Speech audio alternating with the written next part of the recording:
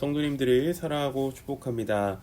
8월 14일 목요일 함께 보실 생명의 산 말씀은 에스겔 17장 1절에서 10절의 말씀입니다. 하나님의 말씀 읽도록 하겠습니다. 여호와의 말씀이 내게 임하여 이르시되 인자야 너는 이스라엘 족속에게 수수께끼와 비유를 말하라. 여호와께서 이같이 말씀하여 이르시되 색깔이 화려하고 날개가 크고 깃이 길고 털이 숱한 큰 독수리가 레바논에 이르러 백향목 높은 가지를 꺾되 그 연한 가지 끝을 꺾어 가지고 장사하는 땅에 이르러 상인의 성읍에 두고 또 그 땅에 종자를 꺾어 옥토에 심되 수양버들가지처럼 큰 물가에 심더니 그것이 자라며 퍼져서 높지 아니한 포도나무 곧 굵은 가지와 가는 가지가 난 포도나무가 되어 그 가지는 독수리를 향하였고 그 뿌리는 독수리 아래에 있었더라. 또 날개가 크고 털이 많은 큰 독수리가 하나 있었는데 그 포도나무가 이 독수리에게 물을 받으려고 그 심어진 두둑에서 그를 향하여 뿌리가 뻗고 가지가 펴졌도다. 그 포도나무를 큰 물가 옥토에 심은 것은 가지를 내고 열매를 맺어서 아름다운 포도나무를 이루게 하려 하였음이라. 너는 이르기를 주 여호와의 말씀에 그 나무가 능히 번성하겠느냐. 이 독수리가 어찌 그 뿌리를 빼고 열매를 따며 그 나무가 시들게 하지 아니하겠으며 그 연한 잎사귀가 마르게 하지 아니하겠느냐. 많은 백성이나 강한 팔이 아니라도 그 뿌리를 뽑으리라. 볼지어다 그것이 심어졌으나 번성하겠느냐. 동풍에 부딪힐 때에 아주 마르지 아니하겠느냐. 그 자라던 두둑에서 마르리라 하셨다 하라. 아멘. 하나님께서 에스겔에게 또 다른 계시의 말씀을 주십니다. 이번에는 수수께끼와 비유로 말씀을 주셨습니다. 예수님께서도 이 땅에 오셨을 때 종종 비유로 말씀하셨습니다. 직접적으로 말씀하시지 않고 비유로 말씀하신 이유에 대해서 말씀하시기를 듣는 이들로 하여금 깨닫지 못하게 하기 위해서입니다. 이들이 듣고 깨달아 돌이켜 고침받는 것을 두려워하시기 때문입니다. 하나님의 말씀을 들어도 깨닫지 못하게 하므로 심판하기 위해서 하나님은 비유로 말씀하십니다. 말씀을 들어도 깨닫지 못하는 것은 이미 그 사람들에게 심판이 임한 것입니다.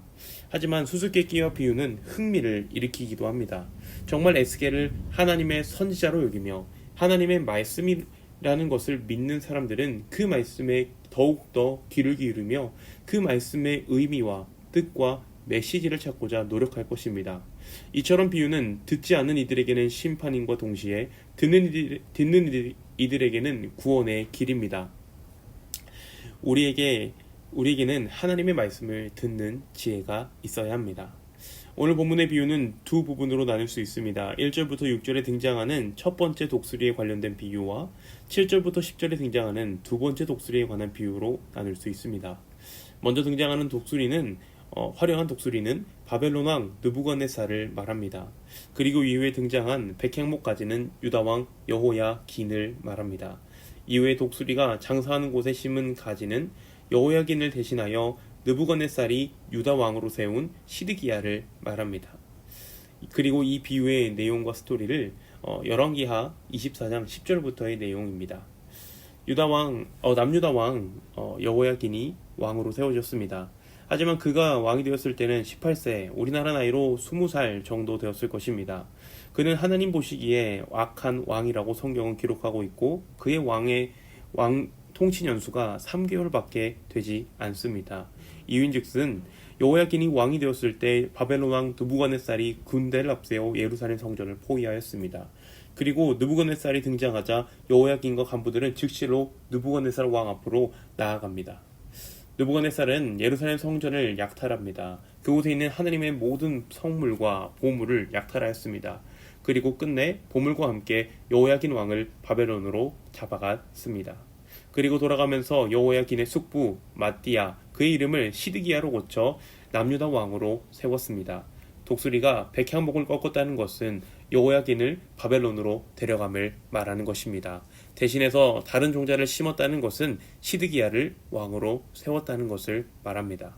이후에 6절부터 10절에 또 다른 독수리와 포도나무 비유가 등장합니다. 포도나무는 느부갓네살이 세운 시드기야 왕을 말하며 앞선 독수리보다도 덜 화려한 표현이 작성되어 있는 이 큰 독수리는 애굽을 말합니다. 이 비유에 관해서는 열왕기하 24장 18절부터 20절의 내용입니다.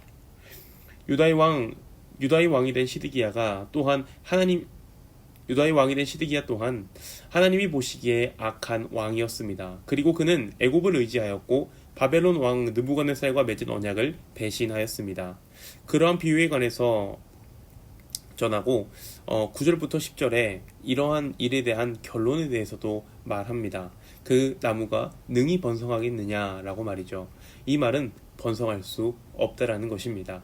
처음에 등장한 화려한 독수리가 포도나무를 꺾으며 시들게 할 것입니다.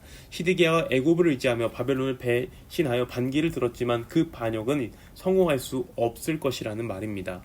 그런데 이러한 의문도 듭니다. 하나님은 이 이야기를 왜 하셨는가? 바벨론을 배신하지 말라는 의미로 이 말씀을 전하신 것일까요? 그것도 물론 있을 것입니다. 이는 이스라엘의 현재 상황을 말씀하시는 비유의 내용입니다. 하나님께서 이스라엘 백성들을 건지셨습니다. 그들에게 은혜를 베푸셨죠. 그리고 영원한 언약을 세우셨지만 이스라엘 백성들은 하나님을 배신하였습니다. 배신의 결과는 무엇일까요? 바벨론을 배신한 이스라엘은 번성할 수 없습니다. 멸망입니다. 하나님을 배신한 이스라엘도 마찬가지입니다. 번성할 수 없습니다. 멸망뿐입니다. 하나님께 붙어있는 그것이 우리에게 참된 평화와 생명의 길이라는 것을 말합니다. 바벨론과 남유다의 관계를 하나님과 이스라엘의 관계로 풀어서 비유로 말씀하신 것이죠. 이 말씀을 가지고 몇 가지 교훈을 나누고자 합니다.